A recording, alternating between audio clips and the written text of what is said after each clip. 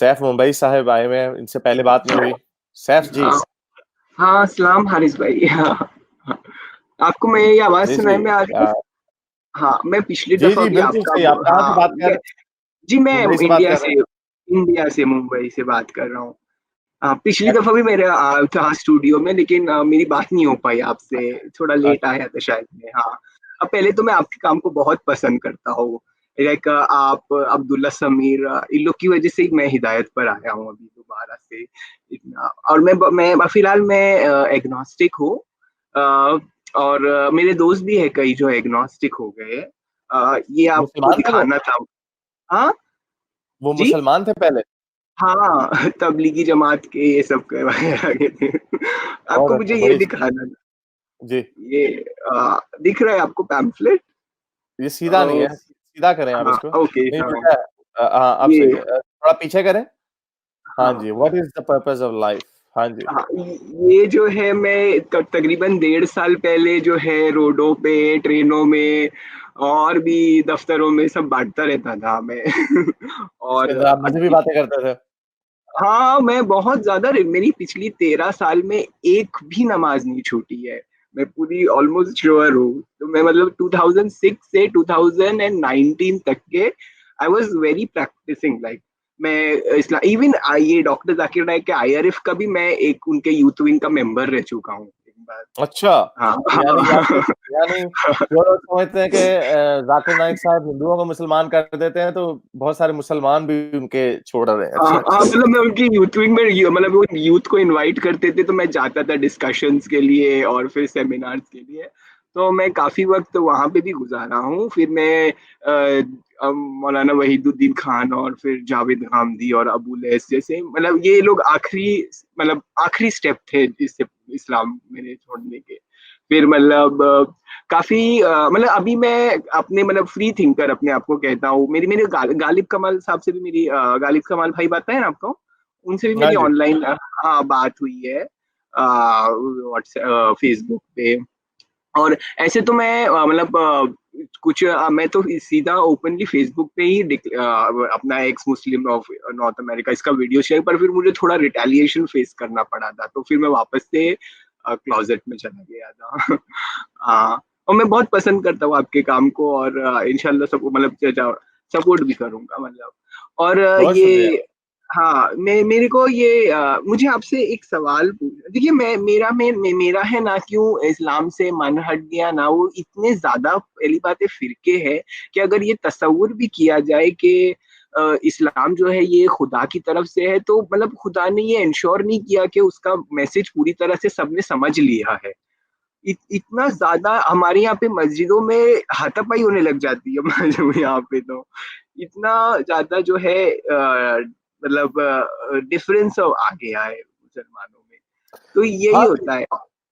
हाँ, तो इसकी वजह यही है ना कि अगर ये हाँ दावा किया जाता है कुरान में कि हमने बड़ी सादा जबान में इसको लिख दिया है, हर इंसान के लिए समझने समझा दिया, एक ऐसा काम है कि जी इसके ऊपर इंसानों को समझ ही नहीं आ रही। हर जी बंदा एक ही आयत को पढ़ता है और उसके मुख्तलिफ मतलब निकालता है।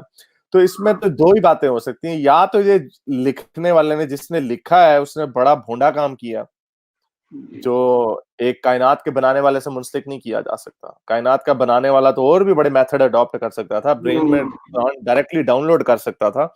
ये हम्म, ड्रामा करने की क्या जरूरत थी कि बंदे भेजे? उस वक्त के जो हजरत, जो नबियों के करीब जो लोग थे, उनको तो एक तरह से अनफेयर एडवांटेज था कि अगर हजरत हाँ मोहम्मद के पास मैं चला जाता कि हजरत मोहम्मद साहब मुझे यकीन नहीं आ रहा, कोई बात करें तो वो हो सकता है मुझे कायल कर लेते हैं अपना कोई मौजज़ा दिखा के। हाँ, तो जी तब मेरे लिए ज्यादा आसान होना था, लेकिन अब 1400 साल बाद इतनी दुनिया बदल गई है, और अब ये हम्म, चाहे वो सच भी कह रहे हो जो कह रहे थे, उसके जी बावजूद अब की दुनिया में वो बातें झूठ लगती हैं।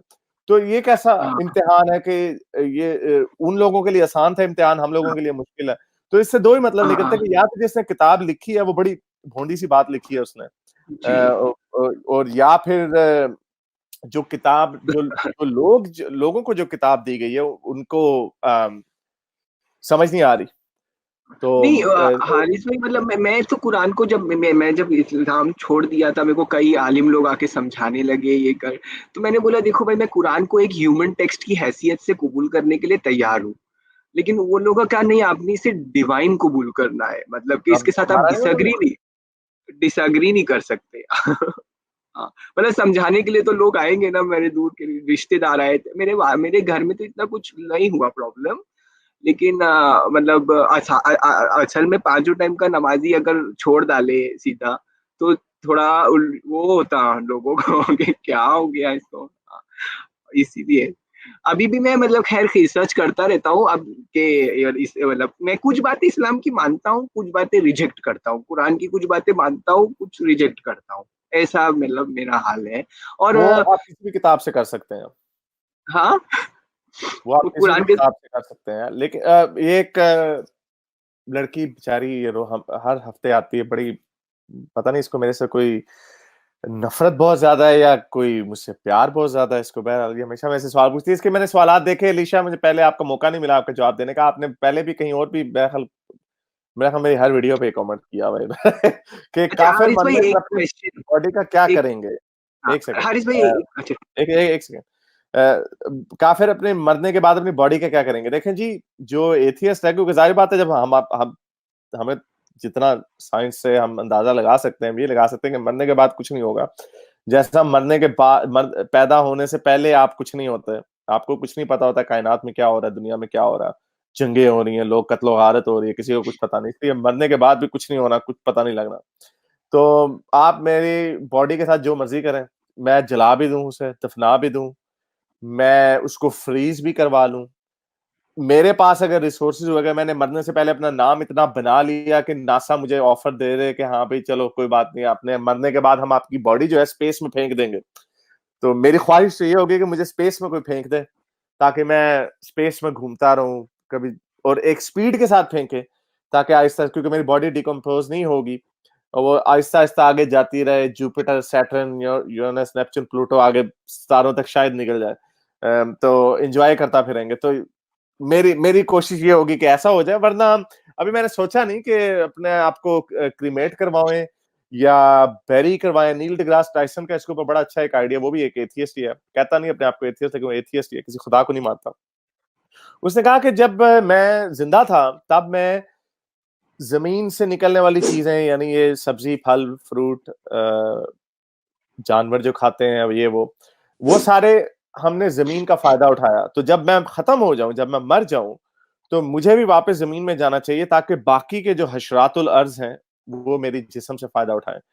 तो जितने आप लोगों के, जितने भी आपके बुजुर्ग बाबा जो भी हैं, जितने लोग भी दफन हुए हैं, ये बातें उड़ाई हुई है कि आज उनकी कीड़े नहीं पड़ते, कीड़े नहीं खाते, मैं चैलेंज से आपको कहता हूं कि आप किसी भी अपने बाबे को, सहाबी को, नबियों को, किसी भी नबी का अगर बॉडी, आपको डेड बॉडी का पता है कहाँ पे पड़ी हुई है, आज उसको आप खोल के निकालें, उसके अंदर सिर्फ हड्डियां पड़ी होंगी। कोई ऐसे वहां पे, कई, खैर ये तो बरेलवी है कि पता नहीं देवबंद है, वो तो समझते हैं कि हजरत मोहम्मद रोज कब्र में उठ बैठते हैं, उनके बीवियां उनके पास आती हैं, तो इस तरह की बातें लोगों ने बनाई हुई है। ये एक एक्सपेरिमेंट की देर है, एक एक्सपेरिमेंट आप कर लें, जाके वहां पे रोजा रसूल में उनको खोलें, अंदर अरबियों को शायद पता भी हो ना, उसको खोलें, नीचे चेक करें कि क्या आपको वहां पे ढांचों के अलावा कुछ नहीं मिलेगा। बहरहाल, हाँ अच्छा जी, हरीश भाई, सैर हाँ जल्दी मेरी बताओ। एक एक सवाल था, फिर उसके बाद में मैं चला जाऊंगा। ये रीइंकार्नेशन के बारे में आपकी क्या ओपिनियन है, क्या आप उसको मानते हैं? एब्सोल्यूट क्योंकि बुलशिट। बहुत सारे लोग हैं ना, कहते हैं कि हम लोग अपनी पुरानी जिंदगी जो है, जो प्रीवियस लाइफ है वो याद है, जैसे कई लोग का दावा वो है, करण दावा अर्जुन, करण अर्जुन, हाँ, वो जाते हाँ, हैं, वो पुराना जमाना उन्हें याद आ रहा होता है कि आज से 100 साल पहले मैं इधर ही, वो फिर गाना चल जाता है, चंदा कब दूर किरण से, हाँ, हाँ, लुक इट्स ऑल नहीं, बुलशिट, इट्स क्योंकि ऑल बहुत बुलशिट। सारे लोग हैं ना, खास करके जो मतलब जैसे एक इयान स्टीवेंसन एक है ना, प्रोफेसर है, उसने भी रिसर्च किया था वर्जीनिया यूनिवर्सिटी, उसने भी कहा कि ना ये मतलब रीइंकार्नेशन जो है ये जो है सही है। और कई हिंदू लोग जो है वो हिंदू, जैन, बुद्धिस्ट, इनमें से बहुत तो है ना खुदा के तस्वुर को भी नहीं मानते, लेकिन रीइंकार्नेशन को मानते हैं। तो इसीलिए मैं मतलब मैं मेरे को नहीं मालूम कि ये सच है कि नहीं है, या लोगों ने absolute nonsense, absolute 100% bullshit nonsense, 100% तो नहीं, खैर 99.9% बुलशिट। बहुत सारे लोगों को गुस्सा चढ़ेगा, लेकिन देखिए मैंने ये पहले भी कहा कि अगर कोई साइंटिस्ट कहता है ना कि मैं रीइंकार्नेशन पे यकीन रखता हूँ या गॉड पे यकीन रखता हूँ, तो ये इसके लिए मुझे इसमें कोई मुझे दिलचस्पी नहीं है। मुझे साइंटिस्ट की उस बात में दिलचस्पी है जो वो साइंटिस्ट तजुर्बे के साथ थ्योरी दे के उसके ऊपर टेस्ट होके, फॉल्सिफाई होके, जर्नल दे के, एक साइंटिफिक मेथड है, उसके सारे जो मेयार हैं उनके ऊपर पूरा उतरेगा, साबित करेगा साइंसदान कि बिग बैंग हुआ है, एवोल्यूशन होती है और रीइंकार्नेशन होती है। जब उसी तरह रीइंकार्नेशन को वो प्रूव करेगा जिस तरह एवोल्यूशन को, नज़रिया इर्तिका को या बिग बैंग के नज़रिए को प्रूव किया जा चुका है। अगर उस तरह प्रूव करेगा तो हम मान जाएंगे। लेकिन अगर कोई, इसको कहते हैं एनेक्डोटल एविडेंस, आप लोगों ने सुना होगा एक चीज होती है डेजा व्यू। बड़ी बार आपको एकदम हैरत होती है कि आपने देखा इस तरफ, आपको लगता है बिल्कुल ऐसे हो चुका है, मैं ये एक्सपीरियंस कर चुका हूं, जिसको डेजा व्यू कहते हैं। हाँ, वो आपका असल में ब्रेन फेल हो रहा होता, ऐसा हुआ नहीं होता, आपको उस वक्त आपका ब्रेन एहसास दिला रहा होता है कि शायद ऐसे पहले हो चुका है, वैसा हुआ नहीं होता। और क्योंकि बहुत दफा ऐसे होता है कि आप ऐसी जगह पे गए हैं जहां पे आप पहले कभी नहीं गए और आपको लगता है मैं यहाँ पे पहले आ चुका हूँ, लेकिन मैं तो कभी नहीं आया। मैं अगर अभी उठ के गैम्बिया चला जाऊं, कोई ऐसी पहाड़ी देखूं, मैं कहूँ एग्जैक्टली ऐसे हुआ है, लेकिन ऐसा कभी नहीं हुआ। तो लोग वहां से डेजा व्यू की वजह से लोगों ने रीइंकार्नेशन का कॉन्सेप्ट निकाला कि ये क्या है।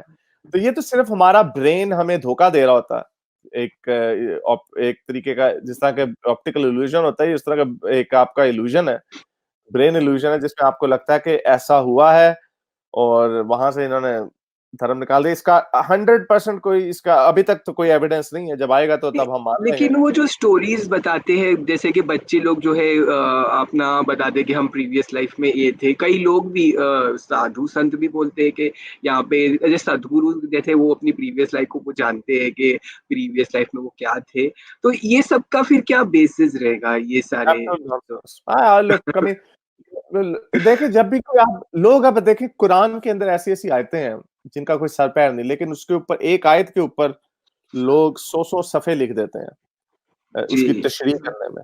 तो जी उसके उन्होंने ताने बाने जोड़े होते हैं, बातें इधर उधर से जोड़ी होती हैं। नंबर्स, एक मूवी थी जिम कैरी की, बहुत सारा आपने देखा होगा, इस्लाम का बड़ी लोग बात करते हैं,